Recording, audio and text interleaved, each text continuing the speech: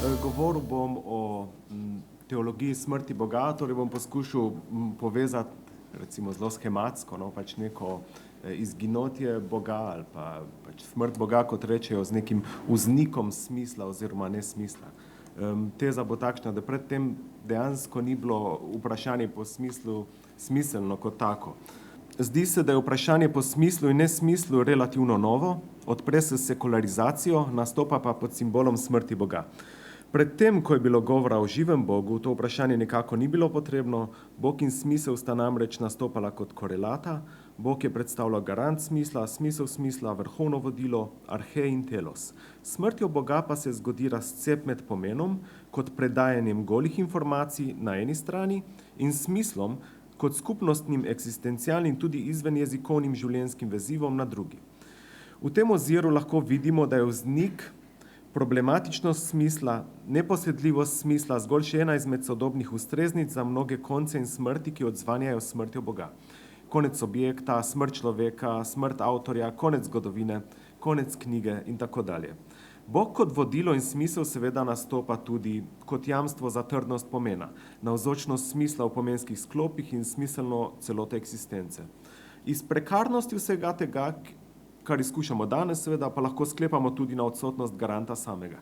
Božja smrt je dogodek, ki nastopa kot znanilec dobe nesmisla oziroma smisla, smrtjo se začne tavanje, nesmiselno iskanje smisla.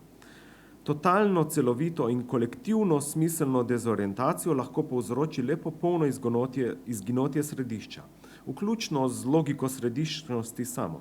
Zato nekateri sodobni teološki tokovi izmed vseh koncev ravno konec knjige dojemajo kot končno dovršitev smrti Boga. S koncem knjige, ki odpira brezmejnost pisave, smo izgubili privilegiran način branja, torej na primer od Geneze do Apokalipse. Nahajamo se sredi teksta, ki nima ne robov, ne središče, smisla branja ni, preostane nam le blodenje. Vznik simbola smrti Boga in vznik nesmisla sta tesno povezana tudi z vznikom tekstualnosti, torej zaprtjem knjige in odprtjem teksta kot dobe arbitrarnosti znaka, ki jo kot prva izpostavijo de Saussurjeva predavanja. Odtlej je odprta zahteva po osmišljanju vsega, saj nič nima smisla samo po sebi, vse je del igre označevalcev, ki z transcendentalnim označenci nimajo trdnega razmerja. Predtem je znak kot neproblematičen, kot nearbitrarna pomenska enota spadal v celovit in smiseln znakovni sistem, v kozmos, ki je bil smiseln in poln smisla. O tem recimo govori Jacques Derrida v Grammatologiji, ko pravi: znak in božanstvo imata isti kraj in čas rojstva, doba znaka je v bistvu teološka. Danes po koncu te dobe pa je naša eksistenca popolnoma razsrediščena, vsi kažipoti in drugi znaki so povsem arbitrarni, nearbitrarna orientacija ni več mogoča, vse, kar nam preostane, so mali parcialni smisli in tavanje. O teh razmislekih, ki tudi spadajo recimo k teologiji smrti Boga, rečejo potem tudi radikalna teologija in tako naprej, se razvije recimo temu 90-ih. Jaz se bom pa v tem razmisleku predvsem na sam izvor tega gibanja, ki je bil v 60-ih, kjer še niso toliko se ukvarjali s to, recimo Derridajevo filozofijo, pa tudi pač kasnejši avtorji od Vatima, tudi Žižek se navezuje, to so kasnejši avtorji, ki se v to miselno gibanje vključujejo. Ampak ja, se bom osredotočil predvsem na to, kako je lahko smisel izginil in kje se je to zgodilo, in pač bom poskušal pokazati recimo neko instrukturno pogojenost tega pojava, rojstva simbola, bi lahko rekli, ali pa prepričljivosti tega simbola. Bog je smisel in smisel je Bog, je veljalo do nedavnega, torej, in to sovpadanje torej pomeni, da s smrtjo Boga umre tudi smisel. Moramo se seveda vprašati, če je temu res tako. Zdi se, da se smisel kot problem dejansko pojavi ravno z razpadom enotnosti smisla in Boga. To enotnost lahko na primer zelo jasno vidimo pri Hegelu, ki je prvi veliki mislec, ki artikulira smrt Boga. Popolnoma jasno je, da je pomen Boga za Hegla povezan z osmišljanjem. Bog je nenazadnje dejanskost, v kateri sovpadata konkretnost in umljivost, Božje življenje je torej v časovnem smislu gibanje k temu sovpadanju, gibanje k nekakšni akciji, ki je pristna konzumpcija, osmišljanje svetovnega procesa, gibanje k nedualističnemu razumevanju, gibanje k racionalni, torej pravični, naravni skupnosti in tako dalje. In smisel se grobo rečeno deli na dve možni orientaciji, k transcendenci in k imanenci. Prvo lahko ponazorimo z Wittgensteinovo premiso, da je smisel nekaj, kar svet povsem presega. To stališče je v najbolj strnjeni obliki oblikoval v točki 6.41 traktata. Navajam zdaj Wittgensteina, pravi, smisel sveta mora biti zunaj njega. V svetu je vse, kot je, in vse se dogaja, kot se dogaja. V njem ni nobene vrednosti. In tudi, če bi bila brez vrednosti. Če bi bila neka vrednost, ki ima vrednost, mora biti zunaj vsega dogajanja in tako bivajočega. Zakaj vse dogajanje in tako bivajoče je slučajno? To, kar ustvarja nenaključno, ne more biti v svetu, zakaj sicer bi tudi to bilo spet naključno? To mora biti zunaj sveta. Smisel mora torej biti zunaj, pravi Wittgenstein. Na prvi pogled se zdi, da se lahko s to izjavo povsem strinjamo, tu se lahko navežemo na predhodno predavanje, torej ta neka želja je vedno strukturirana kot nemogoča, kot nepotešljiva, smisel mora biti zunaj, zato je tudi neposedljiv, njegova eksteriornost in drugost sta strukturni, nikoli ne moreta biti popolnoma posedovani, k njemu ne moremo prispeti, saj bi to pomenilo tudi konec hrepenenja in smrt. Smisel nikoli ne more biti dosežen, zadovoljitev se vselej razblini, stvar sama pa vselej spolzi stran. O tem nam konec koncev govorijo vsa človeška prizadevanja, začenši s sodobnimi potrošniškimi vedenjskimi vzorci, ki temeljijo prav na tem, da prava potešitev, zadovoljstvo nastopa kot vselej oddaljajoča se limita. Takšno pojmovanje se zdi blizu tudi krščanski mesijanski strukturi, ki življenju daje aspiracijski in istočasno tragičen značaj. Prav obratno pa razmišljajo misleci, ki pravijo, da je smisel vselej že prisoten, omenimo lahko slavna francoska povojna filozofa Gilles Deleuza in Jean-Luca Nancyja, ki prvi pravi, da je smisel naše bivanjsko okolje, prostor, v katerem živimo in s katerim se odmejujemo od kaosa resničnosti. Smisel je virtualno okolje, v katerem se nahajamo in postajamo. Po Deleuzu torej smisla ni mogoče reducirati na pomene jezika, smisel je tisto, kar omogoča jeziku, da je smiseln. Smisel niso uporabljene besede, je pomen, ki postane skozi besede. Torej, tako pri Deleuzu kot pri Nancyju gre za antiplatonistično, antikrščansko pojmovanje sveta. Deleuze tako govori o obrnjenem platonizmu, o ravnini imanence.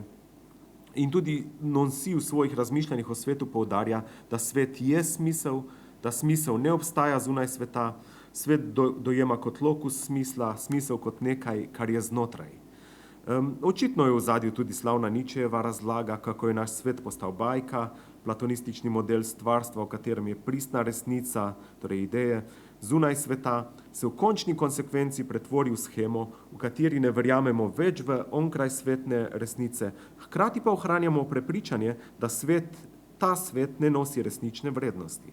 Z ohranjanjem te dualne metafizične sheme, ki vlada tako platonski kot judovsko-krščanski tradiciji in z novoveškim prečrtanjem vsakega metafizičnega težišča, naš svet izgubi vsako trdno določeno vrednost.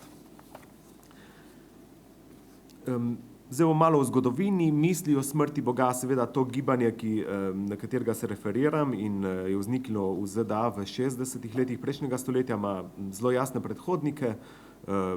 Znova bom zelo schematsko, torej simbol smrti Boga je konkretno zgodovinski, ga umeščamo na konec zgodovine monoteističnih pojmovanj, ki se razvijajo od lokalnega proti vedno bolj univerzalnemu. Srečevanje z Bogom so vselej bila zelo omejena, prav tako pa tudi hvala in adoracija, ki sta srečanju sledila, ta pa nista trajala dolgo. Bog, ki preživi vse zgodovinske spremembe, je Bog, ki se je prilagodil. V zavesti njegovih častilcev pa gre za kontinuiteto istega Boga. Če zelo nakratko, znova zelo schematsko, skrajno poenostavljeno povzamemo zgodovino, recimo judovsko-krščanskega verovanja, gre lahko nekako takole, recimo Elohim, Jahve, potem Jezus, Sveti Duh in mogoče še kaj. In to je isti Bog. Zato, da se je določen Bog lahko uveljavil, da je iz politeističnega prešel v henoteistični, kot se zgodi z Abrahamovim bogom in kasneje v monoteistični kontekst, se je morala razvijati tudi družba. Predvsem njena kulturno-politična dimenzija, če najkonkretneje seveda lahko to opazimo na primeru razvoja tehnologij, pisave, slovstva. Jahvejev sloves se je krepil, predvsem z vojaškimi uspehi in tako naprej. Znana zgodba, gre pa pač vse do sekularizacije, ne, kjer se zdi, da se stvari precej zapletejo. Znanost, ki je ves čas nekako spremljala razvoj religije, se z naglim razvojem odcepi od religije in ne ustreza več njenim pojmovanjem. Kozmologija seveda je povsem drugačna, ne vem, recimo primer genetike je zelo poveden. Tako da postane celo nasprotna religijskim resnicam. Če želi Bog preživeti, se mora znova prilagoditi. Sodobna liberalna teologija, ki poskuša spojiti znanost in religijo, zavrniti fundamentalizem, spodleti, saj svojega predmeta ne more spraviti na raven znanstvenih resnic. Eden zadnjih poskusov, da bi Bog prestal našo dobo in se spremenil in vrnil na veliko sceno, so tako imenovana nerealistična teološka pojmovanja. Ta nerealistična religijska misel se odreče vsakemu nadnaravnemu značaju religije in se oklepa tistih vidikov religije, ki kljub vsemu še ostajajo koristni za sodobno družbo, odreče se Bogu, ne pa religiji. To je siromašna religijska misel, težko reči tudi teologija temu, svojim sklicem na utilitaristično filozofijo, ki jo nekako celo afirmira kot vrhovno misel, najvišjo instanco sodobne družbe, pa še najde način za sobivanje v sekularni družbi. Religije so v tej točki predvsem v službi nenasilnosti in kot take prav tako kot Bog podvržene kenotičnemu gibanju. Bog v nerealistični teologiji nima več objektivnega obstoja, pač pa je podoba človeka, to da še naprej je očitno možno verjeti v Boga, brez verjetja v njegov obstoj. Istočasno se pojavi tudi preporod religijskih gibanj, v skrajni točki pa marsikdo tudi v ateizmu prepozna novo krščansko herezijo oziroma heterodoksijo. Religija je bila dolgo stoletja in tisočletja vrhovni način za razlago sveta, zdaj pa imamo znanost, bila je družbeno vezivo, zdaj pa imamo nacionalne identitete, prosti trg in podobno. Priskrbela je Boga kot dostop do vrhovne resnice, zdaj pa ljudje ne verjamejo več v Boga. Zahod je krščanski torej le še po svojem življenjskem stilu, njegova najvidnejša produkta sta individualizem in ateizem. Vera pa seveda ni več potrebna, ljudje se že dolgo ne nanašajo na Boga v strahu in trepetu. Zdaj lahko uspešno preskočim dobršen del, ker je že moj predhodnik predstavil, bomo rekli, nek filozofski razvoj, novoveški, ki je pripeljal recimo od Kanta, seveda, ki je ključna referenca, pa potem seveda Hegel, Feuerbach, Marx. Pomembna sta Kierkegaard in Nietzsche. Nietzsche še zlasti, ki izrecno razglasi smrt Boga. Pa še vedno je to, se zdi, da je kar nekaj časa bilo precej težko razumljivo, kaj je sploh umrlo, ne, v tej točki, bi naj šlo za neko entiteto, realnost, samo za idejo. In recimo tako kot pravi Mario Ružanini, italijanski filozof, nedavno preminuli, gre za ta smrt Boga, dogodek, ki je res filozofski, ki je mogoče resničen samo za filozofijo, ki se zgodi samo v filozofiji. Ravno to gibanje teologije smrti Boga pa pravi, da je cela družba to danes sposobna razumeti, oziroma da je to zdaj pač simbol, ki se je uresničil tudi v širši družbi. Ne gre več za filozofem, nekaj, kar res mogoče samo v filozofiji figurira. Če recimo se referiram na neko zelo znano študijo Luciana Febra, ki v svojem velikem delu o statusu vere v 16. stoletju pravi, da ni bilo mogoče ne biti kristjan, da ni bilo mogoče se referirati na svet, oblikovati svetovnega nazora, ki ne bi bil krščanski. Se zdi, da v 19. stoletju potem vera v Boga ni več resna intelektualna opcija, znanstveni svetovni nazor privzame status samoumevnosti, torej nečesa, kar ne potrebuje nobene vere ali pa prepričevanja, nečesa, v kar se ne dvomi, torej zelo podobno, kot je še v 16. stoletju v Franciji pač krščanski nazor oziroma pač religijska vera predstavljala.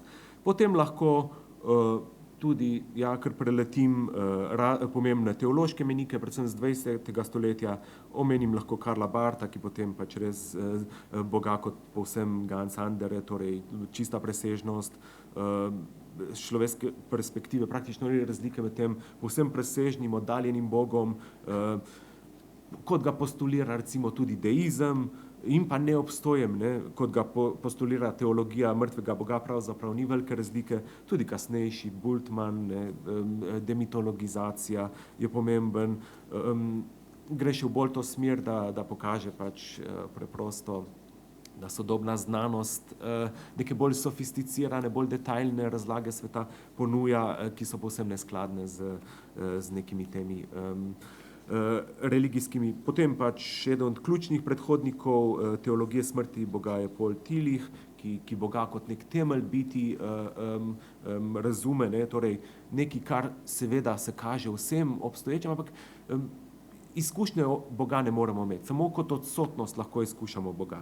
Torej tu smo že zelo blizu tej radikalni teologiji ali pa teologiji smrti Boga, ampak vseeno pri Tillichu še vseeno neka substantivna različica Boga obstaja, neka trdna podlaga biti.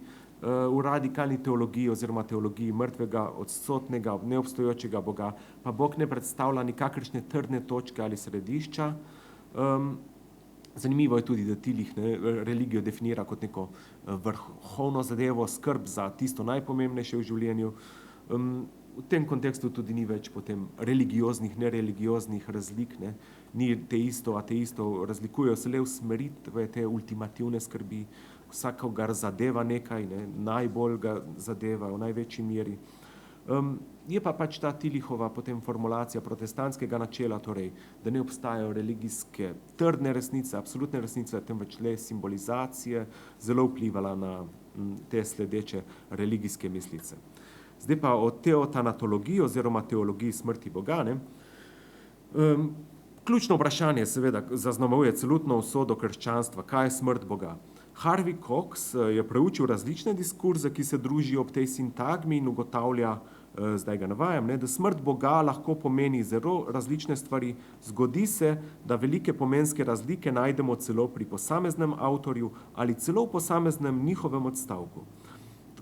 Konec navedka. Takšno izjavo lahko seveda izpeljujemo in cepimo še naprej in v njej vidimo samo naravo jezika, v vsakem primeru pa tako beseda smrt kot beseda Bog pomenita in predstavljata zelo različne, včasih povsem nezdružljive stvarnosti. V kolikšni meri je mogoče Boga pravilno razumeti kot mrtvega? V svojih najbolj zatrjevalnih oblikah naj bi Bog dobesedno umrl, pogosto kot očlovečen na križu ali v trenutku stvarjenja.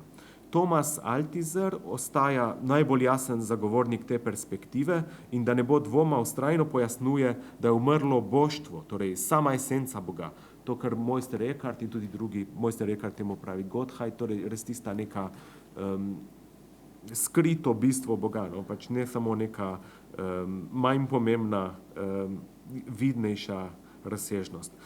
Šibkejše oblike tega teološkega pristopa pa Božjo smrt pogosto razlagajo v smislu, da Bog nikoli ni obstajal ali da ljudje danes Boga ne doživljajo, razen morda kot skrito, tiho, odsotno bitje.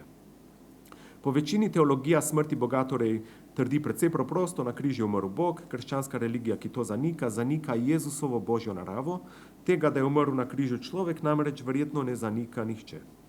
Thomas Altizer torej pravi, da je smrt Boga simbol, ki je po eni strani kozmičen, po drugi strani pa precej specifično določen.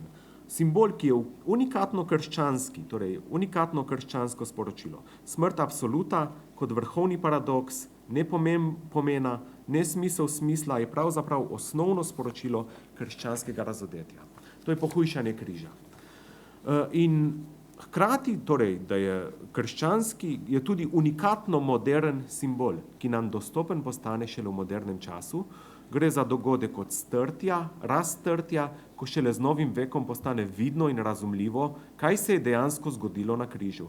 Pred protestantizmom in reformacijo, pa tudi pred iznajdbo tiska, pa lahko potem še rečemo TV, internet, vse naprej, in vse splošno industrializacijo in napredkom znanosti, ki prinaša proliferacijo pomena, množenje resnic, rojstvo subjekta in hermeneutiko, tudi hermeneutiko, ta simbol ugotavlja Altizer, niti ni mogel biti izražen v Evropi. Že preomenjen Heglov absolut je namreč neumrljiv, ne? In tudi smrt na križu, kjer po Heglu dejansko umre Bog sam, ampak se odpre le možnost za novo razodetje, vznik absolutne zavesti, možno pa je na novi celini, torej v ZDA. In ena izmed prvih del te teotanatologije iz leta 1961, The Death of God, The Culture of Our Post-Christian Era, v katerem Gabriel Vahanjan razmišlja o kulturnih pogojih ZDA za krščanstvo. Sklepi seveda tu niso presenetljivi. Bog je mrtev, ker so se razkrojile družbene strukture, ki bi omogočale prenos evangelijskega sporočila. V sedanji dobi je dvom postal imun na vero in vera se je ločila od dvoma, ugotavlja Vahanjan. Ta diagnoza je precej v skladu tudi s kritiko kulture, ki v ZDA prinesla, bomo rekli, neko hiperkritično dobo, tu je blizu tudi marksistični teoriji in tako naprej. Ne bom pojasneval, kaj se je vse dogajalo v 60-ih, nek razcvet konzumerizma, tudi detradicionalizacija, pa gibanje državljanskih pravic in tako naprej. Torej, smrt Boga pri Vahanjanu je kulturni pojav, označen pa je kot problem, ne? Torej, sodobni čas ni več sposoben zaznati Boga, pravi. Vahanjan pravi, da preprosto nismo več zmožni verovati. Tu bom zdaj navajal njegovo delo. Če je propad krščanstva delno posledica njegovih kulturno zastarelih struktur, ima svoj vir tudi v sklerozi in razlastitvi same krščanske vere. Vera ni več odvisna od nevere, odvisnosti ni več bodisi zato, ker je religijska vera mrtva, bodisi zato, ker si nevera, ko je enkrat zadovoljena, ne more pomagati, da ne bi bila samozadostna ali pa celo zaradi obeh razlogov. Obstaja pa še pomembnejši vzrok, to je ločitev dvoma od vere. Karkoli že je sodobni človek, ni nevernik ali pa grešnik v svetopisenskem smislu. Zakaj? Ker je vera v svetopisenskem smislu mrtva. S človekovo nevero nima nikakršne povezave. Odtujila se je dvomu, dvomiti pa je človeško. V celotni skupini mislecev je Vahanjan velja za obupno konzervativnega, to je navedek, torej obupno konzervativen, njegov ton je povsem obraten Altizerjevemu govoru, kjer smrt Boga ne nastopa več kot problem, pač pa kot dobra novica, kot rešitev, torej veselo sporočilo, evangelij krščanskega ateizma. Altizer pravi, da so ateisti, torej verniki v smrt oziroma neobstoj Boga, bolj zvesti krščanskemu izročilu kot teisti. Izkušnja presežnega Boga v sodobnem svetu se nam daje le kot alienacija, zato je krščansko afirmirati smrt Boga. Krščansko sporočilo je, da je Kristus prinašalec popolnega preobrata, preko njega v svet pride absolutni novum, prelom z vsemi ustaljenimi shemami in mesijanskimi pričakovanji. Če pred njegovim prihodom in še zlasti obrnitvenim dejanjem kenozis veljalo, da je Bog absolutno transcendenten in vzvišen, človeštvo pa padlo in nizkotno, se s križem stvari povsem spremenijo. Bog je mrtev, človeštvo pa prek te samožrtvovalne geste zveličano. Ateizem je tako eminentna pot, ki je mogoča le v krščanstvu. Ne gre le za to, da je prava krščanska religija pravzaprav krščanski ateizem, pač pa je ateizem, torej vera v smrt Boga mogoča le v krščanstvu, ni mogoče biti ateist, ne da bi bil kristjan. Smrt Boga kot osnovno krščansko sporočilo pomeni, da je Bog obstajal, živel, a temu ni več tako. V delu Spust v pekel Altizer zavrne vso tradicijo, ki je poudarek dajala na vstajenju. Takšne interpretacije križa so povsem zavajajoče in zmotne, pravi. To, da je Bog umrl, škandal seveda, potem pa se po nekaj urah že vrnil na nebeški prestol, je interpelacija teološkega racionalizma, ki je navzoč v gnostičnem poudarjanju teologije slave in ne križa, pa tudi pri, na primer, doketizmu, kjer gre samo za prividno smrt, in v islamu, kjer Bog ne zapusti svojih prerokov, križan pa je bil nadomestnik Simon iz Sirene. Argumentacija teologije smrti Boga se torej odvija v nasprotni smeri od tradicionalističnih diskurzov, ki kot razloge za avtentičnost nauka navajajo prakso prvih verskih skupnosti, torej lahko vzamemo primer formacije kanona, pa tudi druge verske resnice se vedno referirajo na to, da so izvorne na nek način. Simboli, prav tako kot pogoji sprejetja teh simbolov, pa se razvijajo In to, da prvim kristjanom nekatere stvari niso bile očitne, ne pomeni, da danes ne bi bile resnične. Prva stoletja še zdaleč niso poznala simbola križa. Imeli so ribo, na primer, in tako naprej. Z povsem moderne perspektive staro in ortodoksno krščanstvo nikoli ni zares ali v celoti spoznalo učlovečenja, inkarnacije, ki je neločljivo od križanja, neločljiva od spusta v najgloblje brezno, ugotavlja Altizer. Ikonografija križa, upodobitve trpljenja in poudarek na križanju kot osrednjem dogodku zgodovine se v upodobitveni umetnosti prvič pojavi v 5. oziroma 6. stoletju. Križ je seveda najbolj žaljiv simbol. V teologiji povsem v ospredje stopi z Lutrom, že omenjena teologija križa in ne teologija slave. Moderno krščanstvo pa se za razliko od starih praks povsem osredotoča na križanje. V 20. stoletju se tudi prvič v zgodovini Zahoda zgodi, da vsi simboli nesmrtnosti postanejo tuji in neresnični, ugotavlja Altizer. Prvič v zgodovini se odstre ultimativno smrti, smrt je spoznana kot dokončen dogodek. To je tudi prelom z vsemi starimi religijami, ki v neko večno vračanje in tako naprej verjamejo. Istočasno pa vznikne tudi nemogoče vprašanje smisla, ki ne more imeti zadostnega odgovora, in to je sodobni nihilizem. Nemogoči položaj smisla je artikuliran tako v teološki kot v ateološki misli 20. stoletja. In tudi teologija smrti Boga pravzaprav kar nekako briše to distinkcijo, torej med teologijo in ateologijo. Tako kot ni več vzdržen teizem, tudi nihilizem in lahko bi rekli celo kakršenkoli izem ni več mogoč. Delo Maurice'a Blanchoja recimo priča o tem, da je v našem času nemogoče biti nihilist. Biti nihilist bi kar pomenilo nek uspeh, ustalitev, orientacijo, če tudi k niču. Glede Nietzschejevega preobrata tako pravi, da nam tudi ta primer, tudi Nietzschejev primer nam potrjuje, zdaj navajam Blanchoja, da je skrajna točka nihilizma natanko tam, kjer je obrnjen. Da je nihilizem sam preobrat. Je afirmacija, ki pri prehodu od ne k da ovrže nihilizem. Čeprav ne naredi nič drugega, kot da ga potrdi. Na tej točki je nihilizem razširjen na vse možne trditve oziroma afirmacije. Iz tega sklepamo, da bi bil nihilizem identičen volji, da bi nihilizem absolutno premagali, pravi Maurice Blanchot. Za sam zaključek še rečem, da v krščanski drami smrt vodi k vstajenju, tako da lahko morda tudi naša doba, za katero se zdi, da niti ne objekuje smrti Boga, niti ne izvaja kakšnega veseljaškega bdenja ob truplu, še vedno lahko upa na paruzijo. To upanje, ki ga je tudi Gabriel Vahagnan izpostavil kot nekaj, kar je ločeno od vere in zaradi tega pač ni več možno verovati danes. To upanje pa prav morda v nasprotju z determinantami naše dobe. Ravno zato lahko nastopa kot teološka krepost, avtonomna človeška gesta, ki temelji na zavesti, da četudi se naš čas kaže kot povsem prazen in nesmiseln, se prav morda resnica in smisel nahajata nekje v prihodnosti. Hvala za pozornost.